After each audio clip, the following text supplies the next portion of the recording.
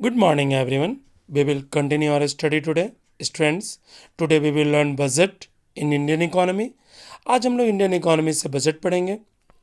Students, आज हम लोग कुछ खास टॉपिक्स पर चर्चा करेंगे, खास करके बजट के कार्य, function of budget, classification of budget, types of budgets and the formula of budgets. Okay, so students, video को स्किप ना करें, पूरा पूरा वीडियो देखें और अपने नॉलेज को गेन करें.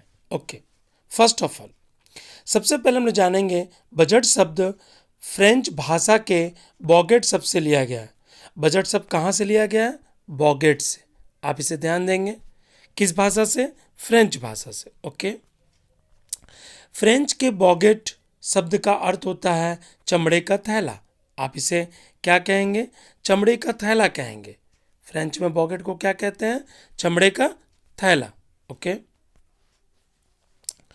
ओके सन सन 1773 में ब्रिटिश वित्त मंत्री सर रॉबर्ट वाइपोल ने संसद के समक्ष पेश करने के लिए, यानी सर मंत्री थे कौन? ब्रिटिश वित्त मंत्री थे, फाइनेंस मिनिस्टर कौन थे? सर रॉबर्ट वालपोल ने संसद के समक्ष पेश करने के लिए अपने वित्तीय प्रस्ताव चमड़े के एक थैले में से निकाले थे. उसी समय से बजट शब्द का प्रयोग सरकार के वार्षिक आय यानी एनुअल इनकम और एक्सपेंडिचर स्टेटमेंट के रूप में किया जाने लगा. भारत के वित्तीय वर्ष 1 अप्रैल से 31 वर्ष तक मानी जाती है. इन पॉइंट पर भी आप ध्यान देंगे स्टूडेंट्स, कब से कब तक वित्तीय वर्ष मानी जाती है. Okay okay budget. अब हम लोग जानेंगे बजट के बारे में और कुछ बातों को. बजट किसी भी देश की अर्थव्यवस्था या आर्थिक नीति का परिचायक होता है. यानी इकोनॉमिक पॉलिसी आपको किसी देश की जाननी है तो आप उस देश का बजट को जानें. ओके, बजट के माध्यम से किसी देश की आर्थिक स्थिति तथा आगामी वर्ष में संभावित आर्थिक विकास का अनुमान लगाया जाता है. आप समझ रहे हैं? ओके, स्वतंत्र भारत का पहला बजट षणमुख शेट्टी ने, आप इसे ध्यान देंगे, कौन थे? षणमुख शेट्टी. ओके, उन्होंने 26 नवंबर 1947 को प्रस्तुत किया. किसको? बजट को, पहला बजट. परंतु वास्तव में यह नियमित बजट नहीं था, यानी यह लगातार बजट आने वाला नहीं था, यह नियमित नहीं था. 1948-49 में शेट्टी ने स्वतंत्र भारत का पहला पूर्वकालिक बजट प्रस्तुत किया. यह भी ध्यान देंगे आप. ओके, भारत गणराज्य का पहला बजट 1950-51 में जॉन मथाई ने प्रस्तुत किया था. यानी भारत जब आज़ाद हो गया था उस समय किसने प्रस्तुत किया? जॉन मथाई ने. ओके, जिन्होंने योजना आयोग के गठन की घोषणा की थी, परंतु बाद में जॉन मथाई ने अपने पद से त्यागपत्र दे दिया. तब वित्तीय वर्ष 51-52 का अंतरिम बजट भारतीय रिजर्व बैंक के गवर्नर CD देशमुख ने प्रस्तुत किया. यहाँ से एक क्वेश्चन और अराइज हो सकता है, कुछ समय के गवर्नर जनरल कौन थे RBI के? तो आप कह सकते हैं CD देशमुख. ओके, अब हम लोग जानेंगे बजट के कार्य. बजट के निम्नलिखित कार्य हैं. यह सामाजिक और आर्थिक नीति का उपकरण है जिसका कार्य निर्धारण, वितरण और स्थिरीकरण है. यानी सोशल इकोनॉमिक पॉलिसी का एक इंस्ट्रूमेंट है. कौन? बजट. ओके, 2 नंबर में प्रशासनिक पदों सोपान तंत्र में यह वरिष्ठ के प्रति अधीनस्थों की जवाबदेही सुनिश्चित करता है. मैं इस बात को बता दूं, देखिए, अगर असेंडिंग ऑर्डर, आप इसे समझिए, अगर कोई बजट प्रस्तुत करता है तो हमारे फाइनेंस मिनिस्टर प्रस्तुत करते हैं, तो फाइनेंस मिनिस्टर असेंडिंग ऑर्डर में सबसे ऊपर आएंगे, उनके नीचे फाइनेंस सचिव आएंगे. इस तरह से नीचे नीचे आप असेंडिंग ऑर्डर में सजा सकते हैं. हर कोई एक दूसरे के प्रति क्या होता है? अकाउंटेबल होता है, अकाउंटेबिलिटी सुनिश्चित करता है. ओके, 3 नंबर में यह विधायिका के प्रति कार्यपालिका की वित्तीय एवं न्यायिक जवाबदेही सुनिश्चित करता है. इस बात को भी आप जानें. आप समझ रहे हैं कि लेजिस्लेचर और जो एग्जीक्यूटिव है उसके प्रति जो है जवाबदेही को सुनिश्चित किया जाता है. 4 नंबर में है, यह सरकारी कार्यों और सेवाओं के कुशल कार्यान्वयन का रास्ता भी साफ करता है। ओके स्टूडेंट्स, आप समझ गए। अब हम लोग जानेंगे बजट का वर्गीकरण। ओके, भारत में बजट का वर्गीकरण प्राय 3 प्रकार से होता है। आर्थिक वर्गीकरण, जिसे इकोनॉमिक क्लासिफिकेशन कहते हैं, कार्यात्मक वर्गीकरण, फंक्शनल क्लासिफिकेशन, और तिर्यक वर्गीकरण, जिसे हम लोग क्रॉस क्लासिफिकेशन तथा आर्थिक तथा कार्यात्मक वर्गीकरण का मिश्रण होता है। केंद्रीय सरकार के आर्थिक कार्यात्मक वर्गीकरण की रूपरेखा वित्त मंत्रालय द्वारा तैयार किया जाता है। इस बात को भी आप ध्यान देंगे कि आर्थिक कार्यात्मक वर्गीकरण की रूपरेखा कौन तैयार करता है, तो वित्त मंत्रालय द्वारा तैयार किया जाता है। भारत में जो क्रॉस क्लासिफिकेशन है, वह इस बात को मैं आपको बता दूं कि तिर्यक वर्गीकरण की शुरुआत जो हुई थी क्रॉस क्लासिफिकेशन की, वह 1967-68 में हुई थी। इन पहलुओं पर आप ध्यान देंगे। ओके स्टूडेंट्स, हम लोग पढ़ेंगे टाइप्स ऑफ बजट। बजट के निम्नलिखित प्रकार हैं, इसको हम लोग जानेंगे। पहला होता है पारंपरिक बजट। पारंपरिक बजट को वर्तमान समय प्रचलित बजट भी कहते हैं। इसका प्रारंभिक रूप कहा जाता है। इस बजट का मुख्य उद्देश्य, आपको उद्देश्य भी समझनी है, विधायिका का कार्यपालिका पर वित्तीय नियंत्रण स्थापित करना है। इसके अनुसार बजट में मुख्यतः वेतन यानी सैलरी, वेजेस, यात्रा, ट्रैवलिंग, मशीन्स और जो भी इंस्ट्रूमेंट होते हैं आदि के रूप में किए जाने वाले व्यय, विभिन्न मदों में होने वाली आय को प्रस्तुत किया जाता है। तो पारंपरिक बजट को क्या कहते हैं स्टूडेंट्स, ये भी आप समझें। इसे हम लोग प्रचलित बजट भी कहते हैं, इसे आप ध्यान देंगे। ओके, अब आप ये जान गए।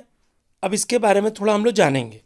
इस बजट में ये उल्लेख किया जाता है कि किस क्षेत्र में कितना धन व्यय होगा, यानी कितने एक्सपेंसेस होंगे, वेल्थ।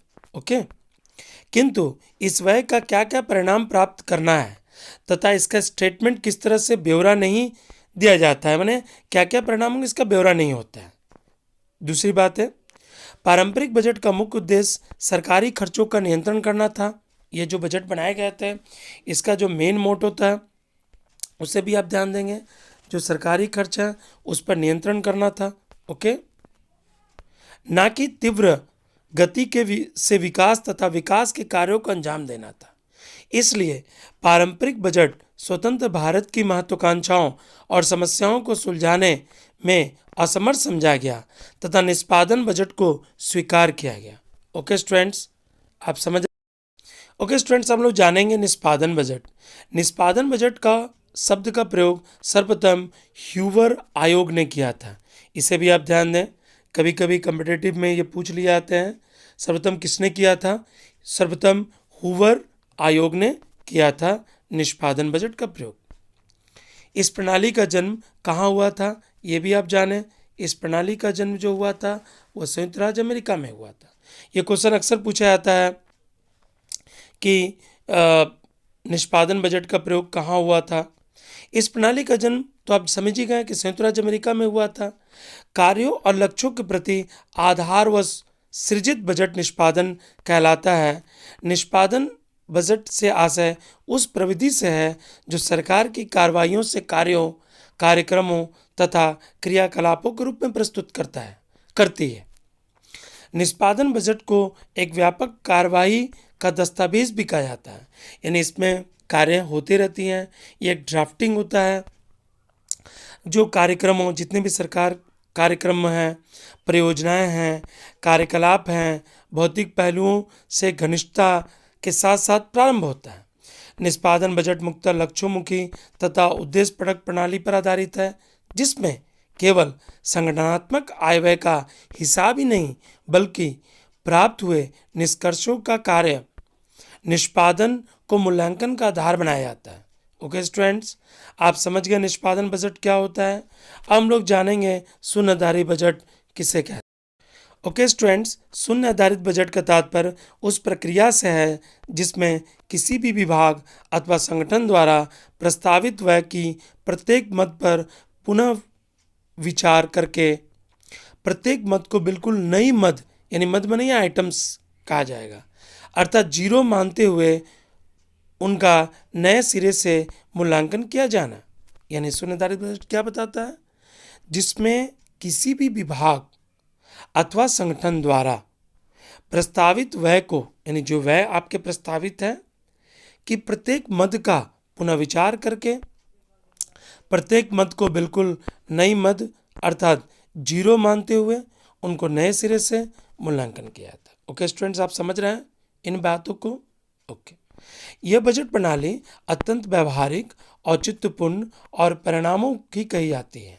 यानी यह बहुत ही व्यवहारिक है, इसके परिणाम बहुत जल्दी आते हैं। ओके, क्योंकि यह व्यय किए जाने वाले प्रत्येक मद के औचित्य पर बल देती है। यानी आप कितना खर्च कर रहे हैं, किस किस क्षेत्र में कितना खर्च कर रहे हैं, यह बताता है। और किसी भी क्रिया के लिए कोई आधार न्यूनतम व्यय स्वीकार नहीं करती है। इस प्रणाली का जन्म विकास अमेरिका में भी हुआ। तो फिर आप समझ गए, इसका विकास और जन्म कहाँ हुआ? अमेरिका में हुआ। ओके। इसका निर्माण निजी उद्योग प्रबंधक पीटर ए पियर ने किया था। ओके, किसने किया था? पीटर ए पियर ने 1969 में किया था इसका प्रयोग। ओके, जबकि इसका विकास ब्रिटिश अर्थशास्त्री हिल्टन यंग ने किया था। ये भी आप ध्यान देंगे, किसने किया था? हिल्टन यंग ने। ओके, आप समझ रहे हैं बातों को। शून्य आधारित बजट एक ऐसा दृष्टिकोण है जिसमें योजनाओं, कार्यक्रमों तथा कि यहाँ आप ध्यान देंगे याक लाभों की तीव्र गति से लागू करने तथा मानवीय कौशल और अंतर्व्यक्तित्व संबंधों को विकसित करने पर बल दिया गया है। जितने भी योजनाएं होती हैं सरकार के, जितने भी प्लानिंग होते हैं, जितने भी सरकार के प्रोग्राम्स होते हैं, उसको लागू करता है यह। ओके, भारत में शून्य आधारित बजट की प्रक्रिया की शुरुआत सरकारी क्षेत्र के एक प्रमुख शोध संगठन CSIR द्वारा किया गया था। इसे भी आप ध्यान देंगे, भारत में कौन किया था इसका शुरुआत, आप इसे ध्यान देंगे। ओके, केंद्र सरकार के सभी मंत्रालयों तथा विभागों में लागू करने के उद्देश्य से केंद्र सरकार द्वारा इस बजट को 1987-88 से लागू करने का निर्णय लिया गया। इस डेट पर भी ध्यान देंगे स्टूडेंट्स, कब से लागू किया गया। ओके ओके ओके स्टूडेंट्स, हम लोग जानेंगे आउटकम बजट। सामान्य बजट की तुलना में आउटकम बजट एक कठिन प्रक्रिया है जिसमें वित्तीय प्रावधानों को परिणामों के संदर्भ में देखा जाता है। यानी वित्तीय प्रावधानों मतलब जितने भी फाइनेंस जो स्टेटमेंट्स होते हैं आने वाले समय, उसके क्या परिणाम होंगे, जो सरकार बजट लाएगी उसके क्या परिणाम होंगे। ओके, यह कई चरणों से गुजर कर पूर्ण की जाती है। इस बजट प्रणाली के अंतर्गत एक वित्तीय वर्ष के लिए किसी मंत्रालय अथवा विभाग को आवंटित किए गए बजट में अनुश्रवण तथा मूल्यांकन किए जा सकने वाले भौतिक लक्ष्यों का निर्धारण इस उद्देश्य से किया जाता है ताकि बजट के क्रियान्वयन की गुणवत्ता को परखा जा सके। ओके, यह परखा जाना संभव हो सके। आउटकम बजट की शुरुआत विकास के प्रमुख कार्यक्रमों की प्रगति की गति के बारे में समय के साथ समुचित जानकारी प्राप्त करने की संभावनाएं बढ़ी हैं। इस कारण से आउटकम बजट की एक नई प्रविधि के रूप में सामान्य बजट की तरह ही अधिक उपयोगी पाए जाने की संभावना व्यक्त की गई है। स्टूडेंट्स, मैं बता दूं, भारत की पहली बार 25 अगस्त 2005 को, इसे आप ध्यान देंगे, यानी कितना अगस्त? 25 अगस्त 2005 को लोकसभा में आउटकम बजट वित्त मंत्री पी चिदम्बरम ने प्रस्तुत किया था। ये क्वेश्चन अक्सर पूछा जाता है। 28 फरवरी 2005 को केंद्रीय आम बजट प्रस्तुत करते समय वित्त मंत्री ने आउटकम बजट प्रस्तुत करने की घोषणा की थी। ओके स्टूडेंट्स, आप समझ रहे हैं बातों को।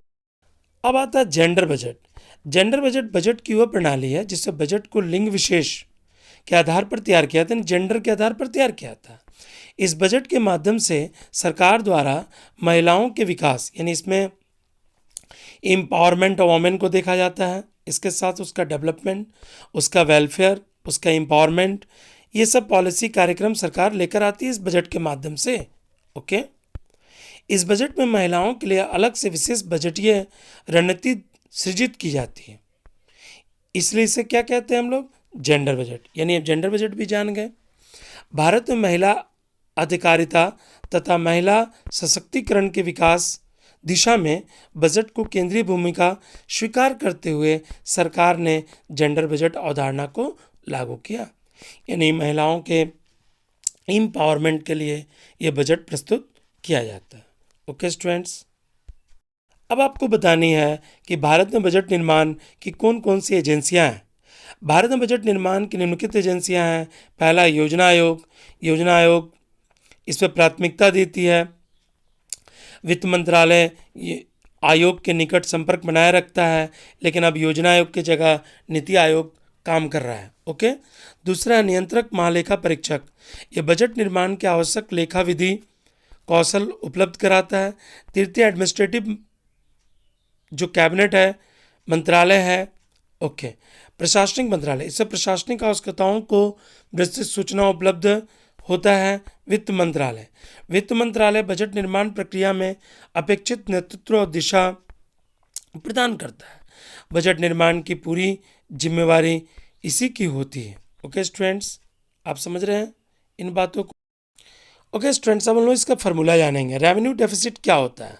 राजस्व घाटा बराबर कर राजस्व प्लस गैर कर राजस्व माइनस आयोजन राजस्व व्यय प्लस गैर आयोजन राजस्व व्यय, यानी इसकल टू क्या होगा, कुल राजस्व प्राप्ति माइनस कुल राजस्व व्यय। अब बजटरी डेफिसिट क्या होता है? बजटरी घाटा का, यानी बजटरी डेफिसिट जितने भी टोटल रिसिप्ट आते हैं माइनस जितने भी टोटल एक्सपेंडिचर होते हैं। आप इसे दूसरी तरह से समझ सकते हैं, total revenue receipt plus total capital receipt minus total revenue expenditure plus total capital expenditure. हम लोग जानेंगे फिजिकल डेफिसिट, राजकोषीय घाटा। सरकार की संपूर्ण बजटरी व्यवहार के कारण उसकी कुल देयता यानी उसकी लायबिलिटी में होने वाली वृद्धि को ज्ञात करने के लिए हम घाटे की एक नई अवधारणा का प्रयोग करते हैं, जिसे हम राजकोषीय घाटा कहते हैं। इसको फिजिकल डेफिसिट कहते हैं। राजकोषीय घाटा में क्या आता है? संपूर्ण व्यय माइनस संपूर्ण प्राप्तियाँ, टोटल जितने भी एक्सपेंडिचर आते हैं उससे घटा दीजिए टोटल रिसिप्ट को, प्लस सरकार के जितने भी लायबिलिटीज होते हैं इक्वल टू रेवेन्यू आप डेफिसिट कह सकते हैं प्लस कैपिटल एक्सपेंडिचर और जितने भी लायबिलिटीज़ हैं उसके जो रिसिप्ट्स हैं। हम लोग जानेंगे प्राइमरी डेफिसिट। राजकोषीय घाटा बजटरी व्यवहार से उत्पन्न घाटे पर प्रकाश डालता है। घाटे का कितना भाग चालू बजटरी व्यवहार के कारण है और कितना भाग पिछले वर्षों के किए गए बजटरी व्यवहार के कारण है, यह हम लोग फिजिकल डेफिसिट से समझ पाते हैं। ओके, वर्तमान व्यवहार से उत्पन्न घाटे ज्ञात करने के लिए हम लोग राजकोषीय घाटे में ब्याज अदायगी को निकाल देते हैं। इसे प्राथमिक घाटा कहते हैं। जब आप ब्याज को, इंटरेस्ट को, जितने भी इंटरेस्ट होते हैं उसको जब निकाल देते हैं तो प्राइमरी क्या हो जाता है? डेफिसिट हो जाता है। प्राथमिक घाटा इक्वल टू आप देख सकते हैं सकल राजकोषीय घाटा माइनस जो आपके इंटरेस्ट लायबिलिटीज़ है उसे आप घटा देंगे। हम लोग जानेंगे मौद्रिक घाटा क्या है। ओके स्टूडेंट्स, हम लोग समझेंगे मौद्रिक घाटा। मौद्रिक घाटे से आशय केंद्र सरकार के भारतीय रिजर्व बैंक से शुद्ध ऋण में वृद्धि से है, यानी जितना उसका जो ग्रोस लोन होता है उसमें जो इंक्रीज होता है उसे कहते हैं। मौद्रिक घाटा सरकार के बजट के कारण मुद्रा की पूर्ति में वृद्धि और नई मुद्रा प्रदर्शित करती है। बजटरी घाटा तथा सार्वजनिक ऋणों के लिए भारतीय रिजर्व बैंक का योगदान दोनों मिलाकर मौद्रिकृत घाटा प्रदर्शित करते हैं। ओके स्टूडेंट्स, मौद्रिक घाटा बराबर बजटीय घाटा यानी बजटरी डेफिसिट प्लस जो सार्वजनिक ऋण होते हैं, पब्लिक लोन होते हैं, संबंध में आरबीआई का योगदान। ओके स्टूडेंट्स, आपने बजट कंप्लीट कर ली। ओके स्टूडेंट्स, यदि आपको वीडियो पसंद आया तो वीडियो को लाइक, शेयर और सब्सक्राइब जरूर करें। वीडियो देखने के लिए बहुत बहुत धन्यवाद।